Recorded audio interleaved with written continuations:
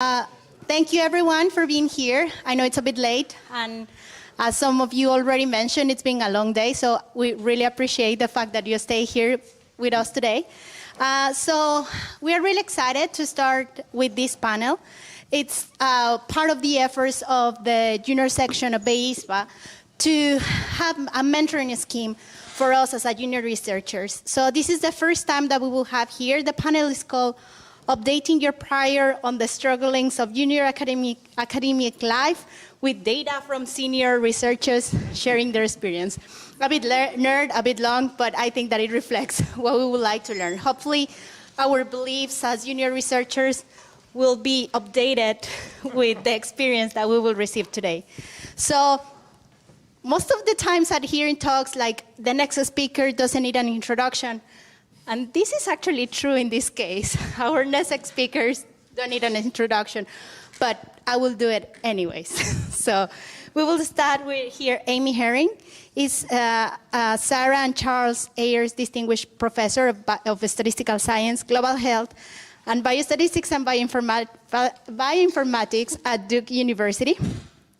She holds a PhD in biostatistics from Harvard University, and the list of awards, as all the other speakers, is really long, so some of them is the Mortimer Spiegelman Award from the American Public Health Association.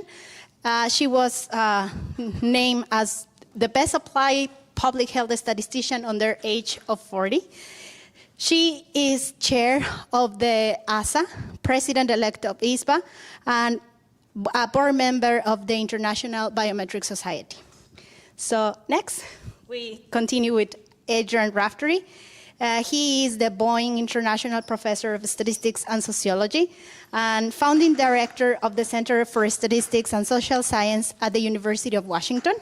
He holds a PhD in statistics from the Université Pierre et Marie Curie. My French is horrible, so apologies for all of you guys. Good, okay. From the Université Pierre et Marie Curie in France. I already said it twice. And he has a lot of honors.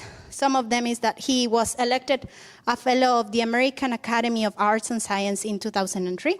He is member of the U.S. National Academy of Science, and he was named the world's most cited researcher in maths for the decade of 1995 to 2005. And finally, but not the least, so now it's Sylvia Frühwirth-Schnatter. So she is a professor of applied statistics and econometrics at Vienna University of Economics and Business. She holds a PhD in engineering mathematics from TU Wien.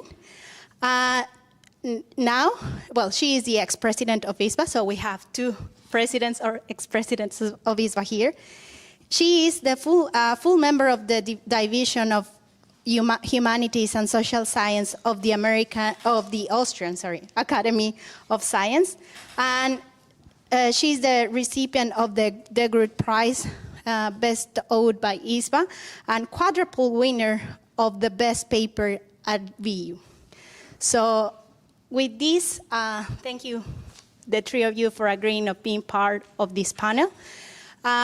The first question, just to start this panel, can you share your experience, how you started, how can you fill the blanks between starting your PhD and then the position that you're holding now?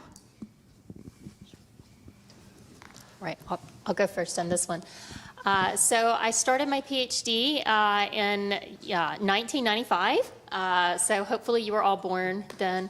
So the one thing I was thinking during the introduction was like, oh yeah, 10 years ago I was the outstanding young statistician, and now I'm senior. So so it goes quickly. I'm from Mississippi, which is a very small state, and usually you don't hear people say they're from there because they don't leave it. So it's a nice place to be from. It's a lovely state. It's got lots of challenges. And so, so people from home thought I was being ruined by going to Harvard. Literally, someone told my parents that. And I had a cute little old lady at church tell me that it was terrible that we lost a really good music teacher, and obviously she couldn't hear very well. But so I went to grad school, and I went to a program where pretty much you went to academics or you failed out. I mean, not really, but they very much pushed academics, and the department did not really. I mean, people went to other careers, but they weren't very happy with that. So, so I really didn't think a lot about it, though I did do a fun government internship right before I went with the Department of Agriculture in the U.S., and I got to, that was in Mississippi, and I got to count cotton bolls, and I learned a lot of stuff that summer that I didn't realize until I got to graduate school, and we started studying things like measurement error, and I thought about how when it was 97 degrees and 4 p.m., that you counted much more quickly, and numbers tended to end in 5 or 0, as opposed to being very precise. So anyway, since everybody went to academics, I did too, and I started off at the University of North Carolina at Chapel Hill, which I thought was a good compromise between the Northeast and the South, and stayed there for a while, and then moved to Duke 5 years ago. So I've kind of been in the whole thing the whole way, and I didn't have a lot of pondering about other job options.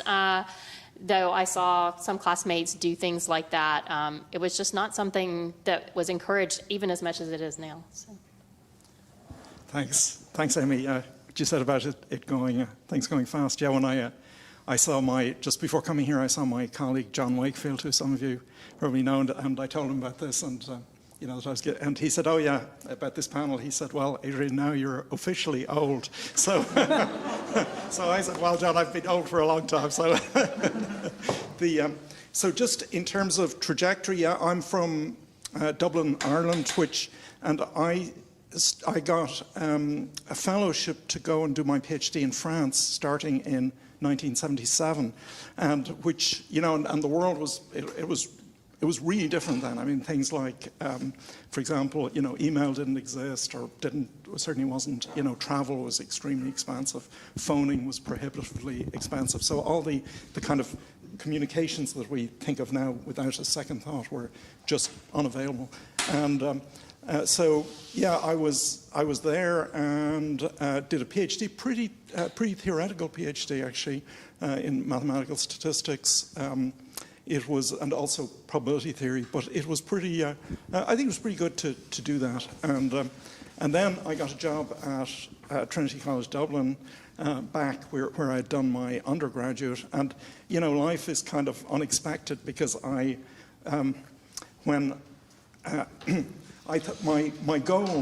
ultimate goal was to actually get an academic job at Trinity College Dublin, which I'd achieved at the age of 24. So there was nowhere to go, nowhere else to go. And I thought, well, that'll be, you know, the rest of my career. But then, you know, 5 years later, I went to the United States, and I thought, well, now I'm in the United States, so I'll be kind of moving around every few years because Americans are always on the move. And then I stayed in the same place for the next 37 years now. So so things don't happen the way you expected. So yeah, I actually went as a visitor to University of Washington in Seattle in 1985, and it was, you know, it was just a great sort of a great place, both intellectually and in terms of a place to live. So, and they offered me a job, and I've stayed there since then. So one thing I'll say is, when I was in Dublin, I got interested in social science and sociology. Just, you know, it seemed intriguing. And I did some stuff, and people there said, "Oh, you know, like statisticians." They said, "Why are you doing that kind of soft stuff?"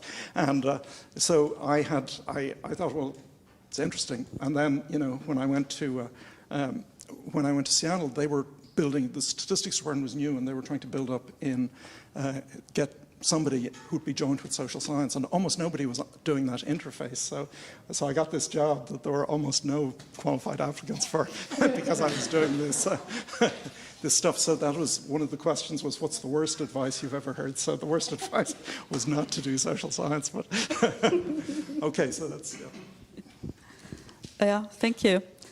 So I'm coming from a family where I'm the first academic. And the only academic people my parents knew were the family doctor and the teachers. So when the teachers told my parents, well, she does have some talent in mathematics, they say, okay, you're going to become a teacher. But then, luckily, I met somebody who told me, well, there is more that you can do. You can study technical mathematics, for instance, at TU in Vienna. And this is what I did. So I got into applied mathematics, engineering mathematics, and started in 1982 my PhD, actually at the Department of Water Resources and Hydrology. And was kind of crazy because there was a professor there who just came back from Stanford. And he said, well, he read this book by this guy, Sellner. You probably won't know what this is about, but we are looking for somebody who's doing Bayesian statistics. It was kind of lucky because I had a course in reliability theory by Reinhold Viertel, who was my PhD supervisor later. And he actually introduced us to Bayesian statistics, and it was very cool and said, yeah, of course I know. So, so I got this job, and this is how I got into this. There was not a proper PhD program. It was just having this position, and I worked on my PhD thesis. And during that time, as Adrian was saying, I mean, it was very difficult to get in contact with people. I wrote letters to people about their papers and saying, this is a really great paper. So imagine that. So I realized it's important to go to conferences. There was no money, so I paid for that myself. And this is how I met people. I met friends in the j-ISBA community. And at some point, I realized as a mathematician, in this very applied field, I'm more like an attractive computing machine, some people said. So I decided to go back to statistics and probability theory, and I was looking for a position. And there was a point where I had kind of a deadline saying, okay, if I get a position within the next 3 months, then I'm going to stay in academia. Otherwise, I'm going into the industry, and obviously it worked out, and I got this position as an assistant professor, and I got an offer to become full professor in Linz, which was difficult because I had 3 little kids, and it's like going 2 hours by train. But someone gave me the advice, just take it. Take the plunge, and this is what I did, and then I came back to Vienna. So, yeah, well, this is my career. Thank you.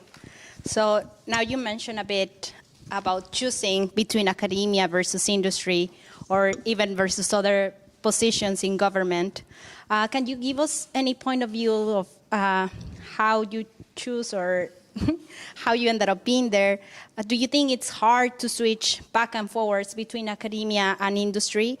And the salary difference, if you can give us a bit of perspective about that. And one last one, sorry, I mixed all the questions that all of you had gave to us, so hopefully this will work. And lifestyle differences between industry and academia. Should I start? Yeah. I mean, you can be more, there's much more freedom and creativity, of course, in academia.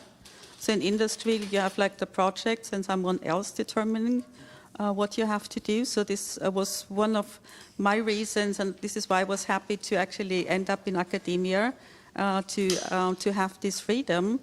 But on the other hand, you never stop working. So there's not like at the end of the day, you feel like you have achieved something. Actually, at the end of the day, you feel like, okay, I didn't manage anything, and a lot of things left over for the next day. But I have to say, I never regretted the choices I made here. Yeah, thanks, Sylvia. So, why am I an academic? And I think it's exactly the same reasons as Sylvia says, that it gives a lot of freedom to do different things. And certainly the money, I mean, I had an offer when I got the offer from Trinity College. I also had an offer of a job to do actuarial work because I had an actuarial qualification, and the actuarial people were actually offering me 3 times more money at the time, which and the academic salary in Ireland was bad. So, but actually, I was just coming out of the graduate program, so I was actually pretty poor for a while, but I didn't realise that. It's kind of lucky. Probably lucky I didn't, because I might have made a different decision, which would have been the wrong decision. So, but I think, Yeah, one of the things I would say, and I'm observing a lot certainly as a mentor myself now, is that, you know, when Sylvia and I were making these decisions, there was no comparison. I mean, in terms of the ability to choose projects, the intellectual stimulation, I would say academia is just way ahead of industry. I think that is much less the case now, and I think that industry, certainly, you know, the tech industry, maybe finance industry, kind of cracked the code of how to attract smart people and make it seem interesting. Of course, you might sense some skepticism in my tone, but and I also think that, you know, I think there is a lot of work to be done, because I think, you know, a lot of industry is, you know, provides a model of career that is in some ways more easier provides the potential of better balance between work and family life. So I think particularly for women, but, you know, for men also. So I think, you know, academia has been pretty rigid and hasn't really changed its way of doing things. And I think academia really has to work on changing the way it does things, because a lot of people are choosing industry, not just because of money, but because also of, you know, work-life balance and other things like that. And so I continue, after, you know, 40 years in this business, to believe that an academic career it's a terrific privilege to have it, and it's just I've been having fun for the past 40 years, and it doesn't seem to be ending yet. So I think it really is a great choice. But I think there's also now there is a real decision to be made, and I think also agencies, government agencies, international agencies also provide really interesting opportunities. And the money isn't as good, but then, you know, like at the end of, you know, when you come to the end of your career, maybe, you know, if you go into industry, you've made a lot of money, and maybe you've sort of determined what's the best color for a click in terms of optimizing click-through rates. Whereas, you know, government agencies, I think, working government agencies can really, you know, make a big social difference, which is also, you know, rewarding. So I think there are many opportunities. I would certainly advocate for you to go for the academia, but the formation of the selection of the panel sort of means it's got to be biased that way, right?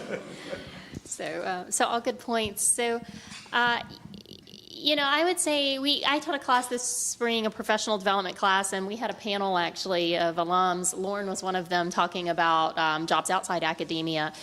You know, Lauren has a great job at Microsoft Research. Those people are special. You know, that's not the typical person at Microsoft Research. It's not Lauren. It's not Lester Mackey. They do have incredible freedom to work on what they want, and so if you can get those jobs, that's pretty sweet, you know. My husband, before he came to Duke, had a job with the U.S. National Institutes of Health, and they have different classifications, but the one he was in was like a PI, a research scientist, and as long as he was productive, he could work on whatever he wanted, you know. And so with the U.S. National Institutes of Health, there are a small number of positions like that where it's like you're in academics, except you have you know, government, you're getting a pension, you know, like an actual government job. It's maybe even harder to fire you in government than it is in academics, where it's still really hard. So, you know, those are really nice positions as well that have a lot of autonomy, like people think of with academics. I think COVID's really changed the work-life balance to some extent for everybody, you know, and so I don't know who else has maybe, you know, put their Zoom on picture and run to put stuff from the washer into the dryer. But I will certainly admit to have doing laundry during especially boring meetings. I see some nods, so thank you. I'm glad I'm not the only person. Or letting the cat in and out is actually the big benefit maybe of our home life, the cat. But you know, so I think that they are becoming more like each other, but I do personally I don't mind the high pressure if some people view academics as high pressure, because you have high control. you know, and so I think it's just what suits your personality. I like to have control. I don't want somebody telling me what to do. I remember when I was new at UNC, I had a colleague that worked for a contract research organization, and they had a big project that was due in January, and they had, like, I don't know, somebody made a mistake or something, and they bought back everybody's Christmas travel tickets and told them they were staying home and working. They had a long time to recover from that, but they could do that. You know, it's like you either don't have a job or you don't have Christmas, you pick. So that kind of freaked me out. But yeah, so I think in terms of money, I mean, you know, salaries differ in academics a lot depending on where you are globally, and then even within a country, what type of position you have at what type of university. The one resource in the U.S. that's useful is the American Statistical Association does salary surveys, and the ones in government and industry don't come out as often as the ones in academics, but they're just at amstat.org, and I think it's under your career or something. Public universities in the U.S., like University of North Carolina, where I used to work, or University of Michigan, their entire salary structure is online. You can Google, you can type in somebody's name, and you can find out what Sylvia makes. It's public, you know. So yeah, so you could sit there and say, oh, wow, you know, so-and-so in my department makes twice what I make, you know, and so that's somewhat helpful. I mean, when we had the panel in my class, and we had Herman Molino, who's a Duke alum and worked in finance, he was talking about different options, and he's done a lot of different things, but where you hear big money in finance is high-frequency trading. You know, maybe they're making $500,000 a year, and he said, but the salary's not what you care about, the bonuses are what you care about. So, so the salary's nothing compared to the bonus. But the problem is, you know, the way Herman put it is you could spend months perfecting some model and exploiting some facet of the market, and if on the first day your model goes into production, you lose money, you've lost your job. You know, and so you better hope you saved your bonus, so that there's no job security. And that, in you know, not all of finance, but in that part of finance, not a lot of job security. And, you know, so you have to be able to weather having some period of time without work and things like that. So that would make me really nervous, you know, not knowing if the market's going to go up or down the day, you know, especially if I spent like months, I might want to just go cry. Thank you. So we received some questions about any advice or thoughts that you could give us about the imposter syndrome. Do you want to start this time? Okay. So, yeah, I don't know that well, I would just say, I mean, it's easy, I suppose, for those of us up here to say, but I would say just don't worry about it, because, you know, everybody has imposter syndrome, and, you know, the reality of science is now it's so huge that none of us know more than, you know, a small fraction of what there is to be known, and it's one thing, you know, I find as time goes on, I kind of know less and less, because the fraction of stuff that I don't know is just increasing all the time. So, you know, and I go to probably, well, pre-COVID to, you know, 100 talks a year, and, you know, trying to scan journals and all this stuff, and I'm sure and, you know, trying to keep up, but actually, you know, you can't keep up. So so the reality is everybody is, you know, basically there's only a small amount of the possible material that they're on top of, regardless of how they present themselves. So I would say don't be fooled if people are sort of seem like they know everything or are really on top of everything, because they don't. And I'd say just do, you know, if you're here, it's because you have a real contribution to make, and, you know, do the best you can, and it'll be fine. The other thing that's great in statistics is, you know, there's a ton of jobs, so you're going to have a job kind of no matter what. So, you know, I'd say don't worry about it. Yeah, I don't know.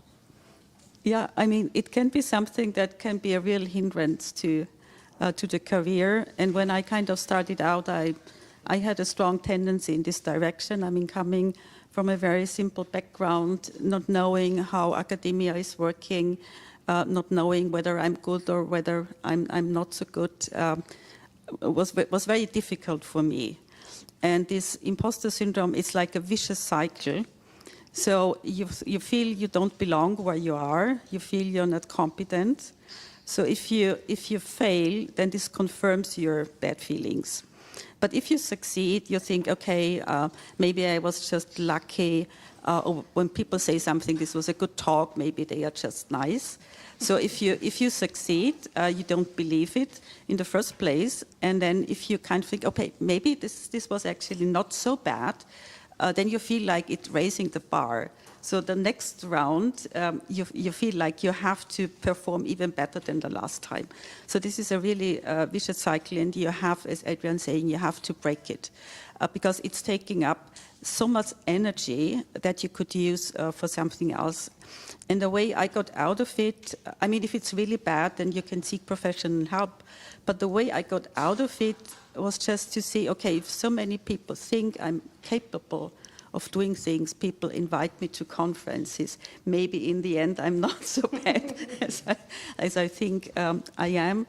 And now I'm pretty relaxed about that, and I've been offered an opportunity just recently, and I was, again, not sure whether I can do this. And I thought, okay, if they think I can do this, then I can. So this is how I can kind of manage the situation, yeah. Yeah, I sort of think of it as like an annoying person. Like if there's an annoying person in the office or somebody in the friend group that you know, an ex-boyfriend or something who keeps bothering you, you know, it just sort of keeps coming back, and maybe you're never really going to get rid of it, but, you know, you try not to let it control your life. And I think everybody has these feelings of, oh my gosh, what I said, that was so stupid. Why did I say that? Or, you know, I can't believe, you know, I did X. And I think, you know, for me, I just try to like stomp it out and be like, oh, well, it's done, it's gone, you know, and I'm moving forward, and I'm not going to beat myself up over, you know, thinking I said something that I could have said better or done better. You know, I think that's like Sylvia said, it's a time sink, you know, and sometimes you are stuck in time, you know, quicksand or something because of those things. And it is good to talk to somebody sometimes, you know, to help to get out of those places. But I do sort of think of it as a really annoying ex-boyfriend, maybe. Stay broken up, you know. Don't get back together after you break up. That's the, you know, don't get back. Don't let the imposter back. So we're also having advice on love life, but, which is great. So I said one time I would never, ever marry a statistician after breaking up with one. So, oh well. Talking about marriage. So when is the best or worst time to start having a family? And what was your experience in balancing parental leave and academia? Okay, well, I'll tell them what I told you, which I think the best time to have children is when the egg meets the sperm. So, I don't know, when I was in grad school, so we were all stressed out, and it seemed like everybody was like falling apart. Like somebody had an ectopic pregnancy, which was super scary. Those can be fatal. Somebody else had like precancerous cells whacked off, you know. My ovaries were deciding to try to go away, you know. So like everybody seemed to be having all these problems, and you know, I don't think they were all just stress, but it was also a little freaky because it just seemed like, oh my gosh, like, you know, what are we being exposed to in this building or something? Everybody, you know, has something going on. But at the end of the day, I think it just, you know, I had friends who got pregnant in grad school. I had friends who I had one person in my class who had 3 kids coming into like already coming into grad school. There was a woman who had 7 children total. She had 5 under 5. I babysat her for her once, and I thought I was going to die because I thought the 5 children would kill me because I didn't have siblings. So babysitting 5 boys was very scary for me, but they were very sweet. Anyway, so I don't know that there's a good or bad time. I think it's when it feels right for you.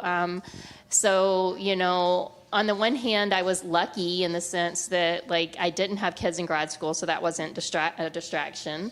On the other hand, I was often very lonely, and I worked all the time, and I didn't have any work-life balance at all, I would say, while I was in, you know, I kind of thought of grad school as I'm going to sell 5 years for a PhD. I mean, that was my thought. Not very healthy, maybe, but that's what I did. So I probably would have been a lot happier, you know, if I'd had a family around, for example. So I don't know that, I would personally say it's not worth trying to time it or game it. You know, my husband had his first kid and the daycare closed during his last year of grad school, and the baby went with him and sat under the computer, and we used to have to go to the computer lab to work, and he rocked it with his foot, you know, while he was like coding in, you know, R. So, you know, but people, I don't know, it just seems like to me after you have kids, you just figure out where to bring time from, you know, and it seems impossible until you've already done it. It's just like when you're a grad student and you see a professor who looks like they're running around like they're a crazy person. Like, I remember Louise Ryan at Harvard. One day was really stressed out. She was trying to find money, and I looked in her purse, and like there was just money everywhere. Like it wasn't in a wallet. They're just bills everywhere. And she's like grabbing for money to pay some student who brought her some tea or something. And I was like, I'm never going to be that person. And then I was that person at some point, you know, working on a grant. But it just, I don't know, it just seems to work. I don't have any great insights. Yeah, well, for me, it's a long time ago, but I became a father shortly after about a year into my after becoming assistant professor, and I think what Amy says is true. That, you know, before that I would kind of, you know, hang out in the corridors, go for coffee, you know, all this. I'd sort of a nice life, and then I had a baby, and suddenly I didn't do any of these things at all. I was, you know, completely just sort of focused on, you know, doing the work as efficiently as possible, and then, you know, being home. Or my daughter was in the daycare at the university, so I had to go and give her, give her lunch and bring her home and so on. So it kind of changed. I think but it didn't really change the amount. It changed the activities, but it didn't change the amount of work I did, because I just became much more efficient. So that's I will say that my daughter's now 40, and just 10 days ago she had a big operation, and she has two sons herself, and the doctor said you can't go home. These boys will destroy the operation. So she came to my house, and I was looking after her. So over the last couple of weeks. So it never ends. I always wanted to be in academia, scientist, a full professor, and have a family and kids. So I decided to kind of postpone having the kids till I was sure that I'm kind of set up in academia. So I became mother pretty late, with 35, and these were twins. And then our third son was born like 2 years later. So it was like a very dense experience.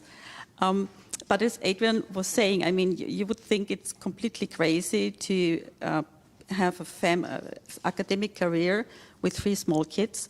But at the same time, I accepted a position in Linz. So thinking back, I think, how could I manage?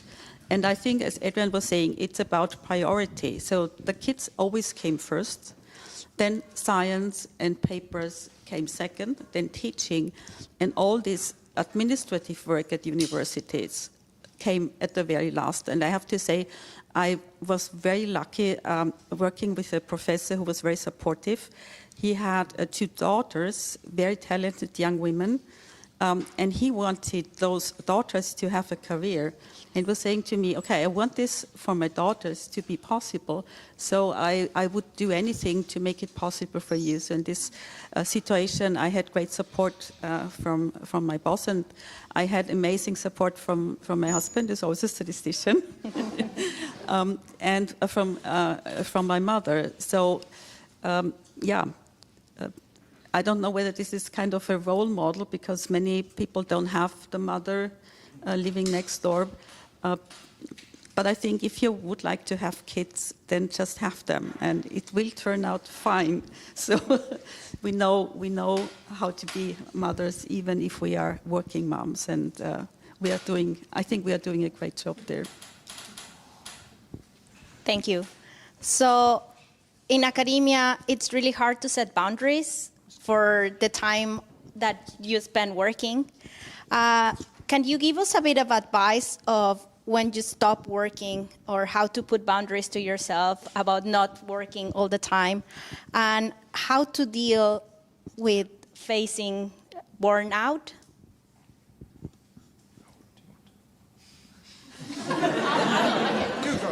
I was just about to say it's really easy to use a breast pump and type on a laptop, but so that's maybe not good for boundaries and also too much information. But so I guess I have a different view on boundaries. I don't matter mine. I mean, I'm also married to a statistician, so like, you know, our kids use sometimes statistics words in regular language, and we laugh about that, you know. And we know it's just because they've heard us say that word that they know what it is. But so you know, sometimes we talk about statistics at dinner or other time, you know, on the weekend, and sometimes one of us just has to say stop. You know, I can't do that right now. My brain's cut off. Like it's spring break week. David wanted to work on a grant we're working on together, and I was like, I need spring break, and so you know, he worked on the grant, and I just ignored it and did my, you know, took a week off. But I personally don't necessarily have a problem checking my email. You know, responding to students late. I mean, not late because we go to bed early, but, you know, after I get home. If I don't want to do that, I just don't do it. You know, I don't look at email. I don't look at the laptop. You know, people where I work don't expect you to get back instantaneously. You can set boundaries with students and say, hey, I'll respond to your emails between 8 and 5 or whatever hours you want to say, you know, and just let them know up front that that's what you do. I do, however, find it for myself really important to take breaks to avoid burnout. And so with COVID, it was really clear to me that like working for long periods of time without having a refresher was really hard to maintain. And so we try to take vacations where, like, we went to Australia with our son right before COVID. That was a good call. You know, we didn't take any electronics. It was 2 weeks. And even though we had friends saying, oh, you want to give a talk? Or you want to come visit? It was like, no, this is just a family thing. You know, we're going to do our own thing and kind of unplug. So for me, most of the time, work and life are really intertwined, you know, but then I'll take a break and like totally unplug from work. That's just the way I structure things. I mean, I don't think you can, you know, you can't, to me, you can't work all the time because then you're not very creative, you know. So I think the breaks are important for creativity. Yeah, I agree with all of that. I think structuring things, you know, it's important to think about boundaries and in terms of how you schedule things and so on. So my wife is also a statistician, and we collaborate on things. So, but actually, you know, there is a risk that you're talking about it all the time, right? So basically, we have a weekly meeting, and we meet for an hour, and we go through the stuff, and we don't really, you know, that's deliberately so it doesn't. We actually have dedicated time that we talk about the project or the projects, and then. You know, we try not to talk about it the rest of the time. So I mean, not with total success, I admit, but at least there's that aspiration. In terms of burnout, one of the things about statistics actually is that the level of burnout, the rate of burnout, is actually fairly low. I don't know many people who have burned out. Some obviously, but not that many. And I think partly it's what John Chukey said. Statistics is a great field because we get to play in everyone else's backyard, right? And so if you burn out, if you're working on something and you burn out, well, there's a lot you can change and work on a different problem. You can change, if you're doing theoretical work, you can go and work on more applied work. If you're doing an applied sustained project and you find it's just too much, you can go and do, you know, consulting, or you can change the nature of your work. And usually there are new things, and they're interesting and maybe different. Maybe you can change your work so you get to work with different people, get to learn some new things. So I think that may be why burnout, in the sense of, you know, not wanting to be a statistician anymore, is not that common. And I think just being aware of those opportunities, and if you start feeling burnt out, you know, kind of acknowledge it, definitely take a break, and think about, do you want to do something different? And one of the great things about statistics is that you can do something different while you're still doing the same thing, right? So it's so I think thinking about that and being on top of your feelings is important. Yeah, so one of the nice things about being academic is actually we have not one job, we have many different jobs. So we work on papers, we work with students, we do teaching, we run committees, we do editorial jobs. And so this is my kind of strategy. As Adrian was mentioning, I mean, I've never had a real kind of a burnout because I love not every minute of what I'm doing, but most of the time I love what I'm doing and I love my job. But when I'm kind of bored with something, I just switch to another object, and I'm a master in procrastination. Really,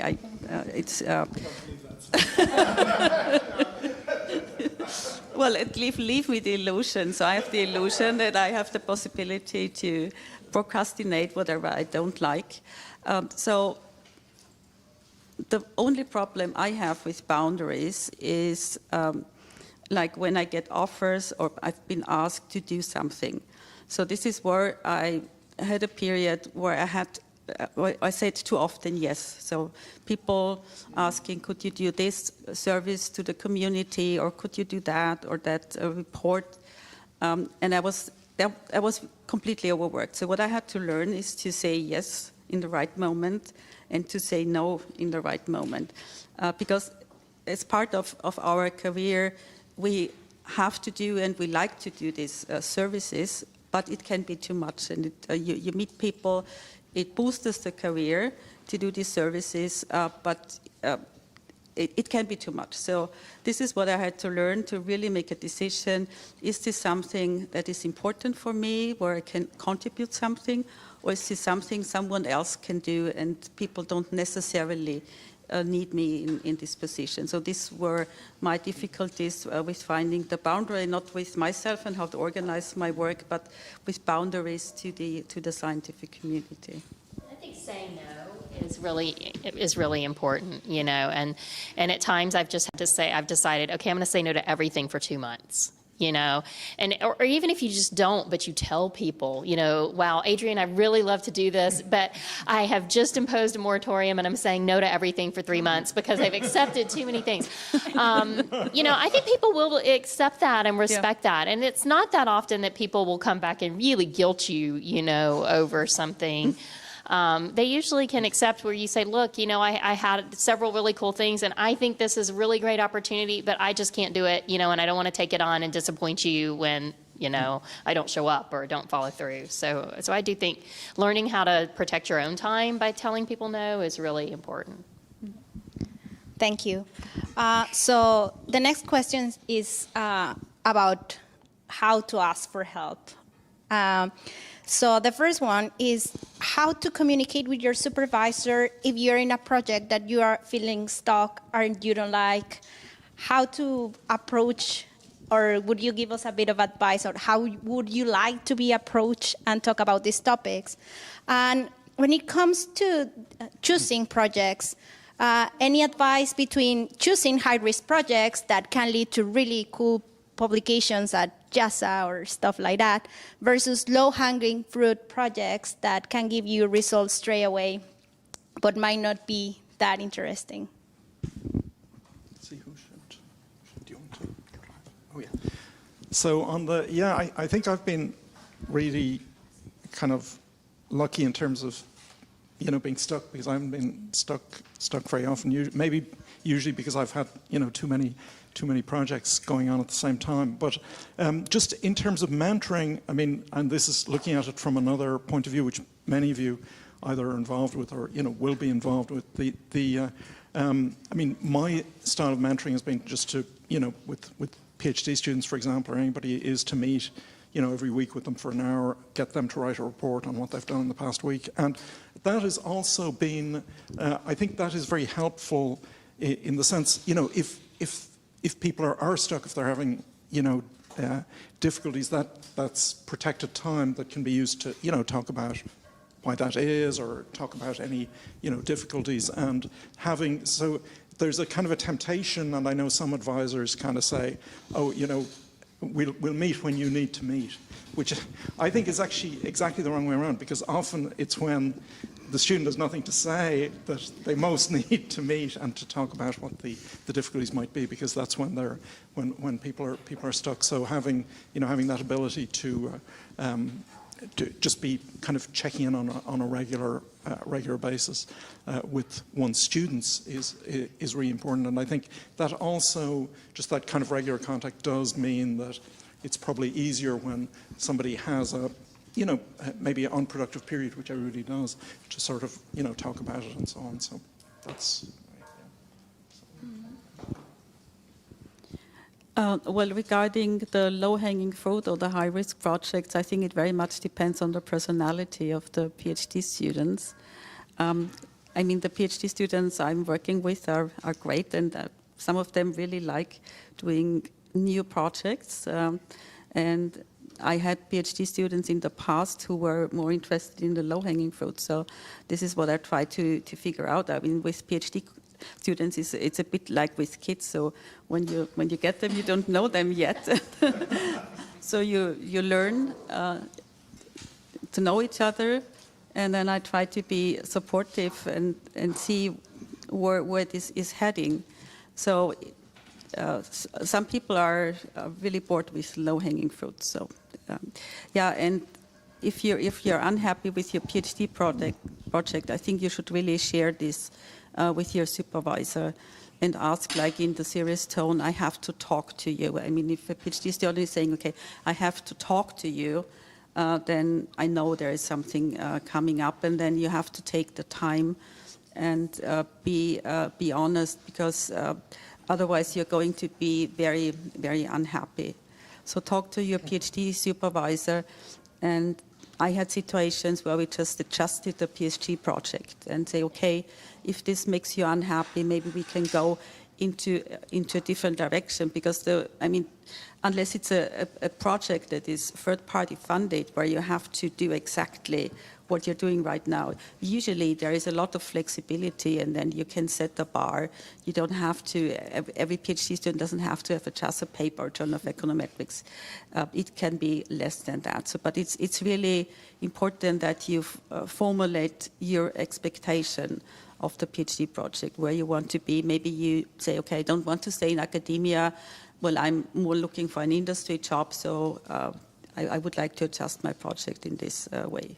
But really try to be honest and seek to speak with your supervisor if you're unhappy.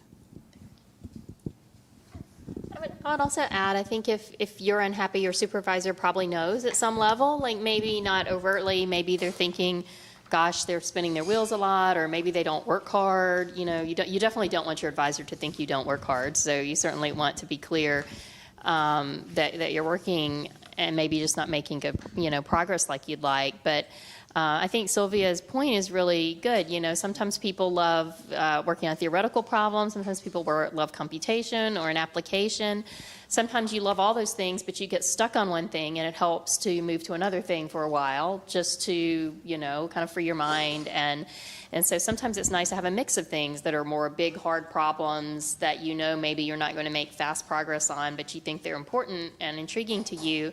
But then something kind of smaller, low-hanging fruit, that at least you're like getting something done every week, and you see progress. And so I think sometimes it's tempting to do that stuff all the time, like spend a lot of time making course notes or writing a new exam or different homework, because you're seeing progress, right? And so it's not stuck. But you want to be sure you still have time to work on the bigger things, and that you're not spending all your time doing like little things that maybe anybody could do.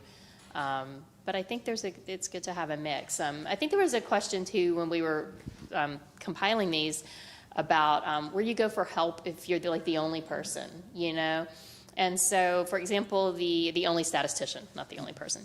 So the American Statistical Association used to have a group, they called it ISOStat, for isolated statisticians. And they were people who, worked in a lot of different places, but often they were the most senior person in their group, and it was a small group. So, I feel really lucky that I live in the Raleigh-Durham area, and if somebody at Duke can't answer my question, we've got great departments at UNC and at NC State, and even now it doesn't matter so much because you can jump on Zoom maybe with somebody. But So I think those groups or other smaller groups like, chapters of, local chapters of the International Biometric Society, for example, or the American Statistical Association can at least put you in touch with a group of people, kind of like you had in grad school, even if you're working alone and feel like you don't really have somebody to go to with questions. Sometimes in those situations, people can, the unit, whether it's a academic research group of some type or a lab or something, can pay to have an external consultant answer questions for you too. So that's something. I'd like to just maybe in terms of selection of research topics and so on, and these that I think the most, especially as we don't in our field, we don't have that much pressure on jobs. There are a lot of jobs. Take advantage of that. I think it's really important that you're having fun. I mean, that's really the first thing. Are you enjoying it? And if you're not, you shouldn't be doing it because it's difficult. Statistical research, any kind of research, but statistical research, because it has this mathematical, scientific nature, is pretty demanding intellectually. So you have to be enjoying it. Otherwise, there's no point. So I think that's a really important thing. I think also in terms of topics, something to consider is it a crowded area? Is it an area where there's a lot of people doing research? And I would suggest thinking about selecting topics where there aren't many people, because there is a lot more low-hanging fruit. And about low-hanging fruit, I think low-hanging fruit is great. I would say go for the low-hanging fruit because then you can get stuff done, and you can maybe more easily have a publication, whatever it is. And if you do one, often there are other problems get suggested. So it maybe start as low-hanging fruit. Maybe it seems easy. Doesn't usually turn out to be easy, but you may think it will be. But then there might be other projects. So I would say, I'd say my advice would be go for the low-hanging fruit. Thank you. Well, we have another question. When to move jobs? If you are stuck in a postdoc position for quite a while, you really like the faculty around you, you really like the university, what would be your advice of whether to move a job if you know that there's not actual academic opportunities there for you? And is it a good time to move jobs to industry from academia and the other way around? I'm not a good person to ask about moving jobs, maybe. Because I've only done it once. I think it's important to explore a little bit. I think even if you look into a job and you don't end up taking it, it reminds you what you like about what you're doing at your home base, and you might get ideas about ways to make things better or improvements to make. So I do think it's important to see what other jobs are like. I'm not saying apply for 5 jobs a year because, gosh, you'd never get anything done. That's emotionally draining for me. But I think it is good to explore more. And I think there's research that shows, for example, students that consider more graduate programs or people who apply for more jobs tend to be happier with what they get because they've surveyed the field and they know what's out there.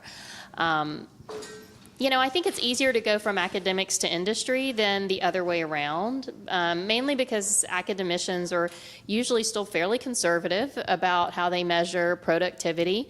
And while we have more positions that are things like professor of the practice, that reward somebody who's a rock star in industry but maybe hasn't been putting a paper in JASA, every issue, for example, those are not the majority of positions in academia. So I think it's easier to go the one way than it is to go the other. But I don't know that I have any super deep insights. Again, I would just go back to what you're saying about, it's really important to be happy. And so I think being happy is something to think about. And, eventually, if you stay too long, maybe you're not happy. But you'll know when you start feeling not happy, you can kind of check in with yourself. Yeah, I think I don't have a lot to add to that. I think it is worth considering. What are the other opportunities?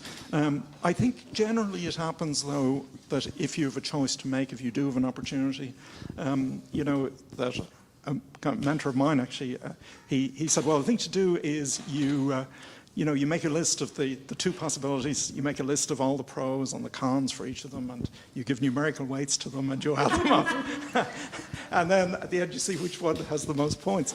And then he said, well, if you get a sinking feeling in your stomach, then you know it doesn't mean a damn thing, and you should go with the other one. So that's just a way of you know basically in your gut what you want, and maybe that kind of exercise does reveal it. So, but it's I'd say it's not something to do a lot because considering other jobs is very time-consuming and emotionally draining and so on. So but one should be open to it. In terms of academics and industry, I think there is the fact that industry has become a lot more attractive in recent years, and has done a much better, I think, a much better job with work-life balance than academia has. So that's something which I don't doesn't fill me with joy, but I think it's a fact and can be for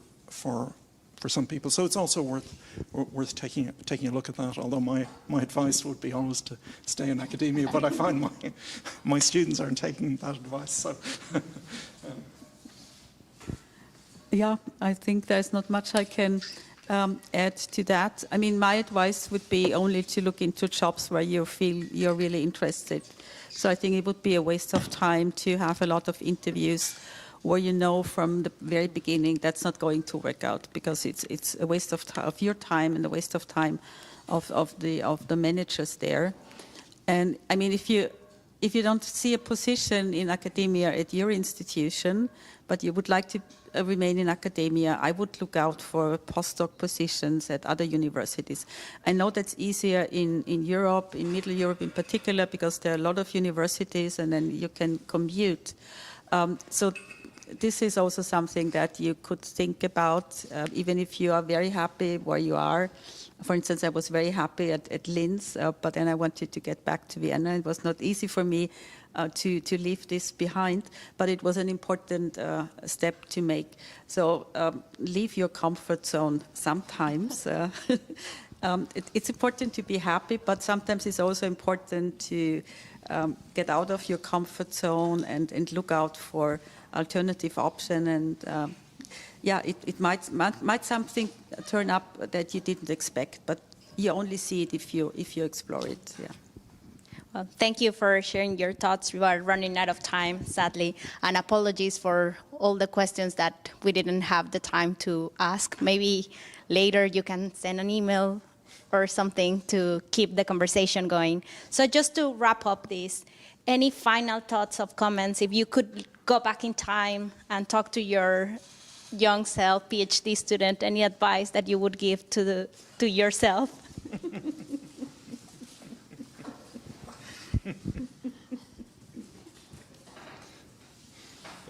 Everybody's laughing because it's playing through your head and you know it's going to be on video. I mean, I would just say have fun. So I'm not going to say what's going through my mind. The first statistician, never, anyway. So, nice person, wrong match. So I would just say have fun. If you find that you're not having fun or you don't like what you're doing, I think that's maybe a sign that you could look around at either other positions or think about other things to work on. But it shouldn't be miserable, even in what I would call the miserable parts. Like there should still be something you like that sparks you. So that would be my parting. Thank you. Yeah, I'd second that. Have fun. Well, I would give myself the advice to be more adventurous. I never spent more than like 5 weeks on a sabbatical somewhere.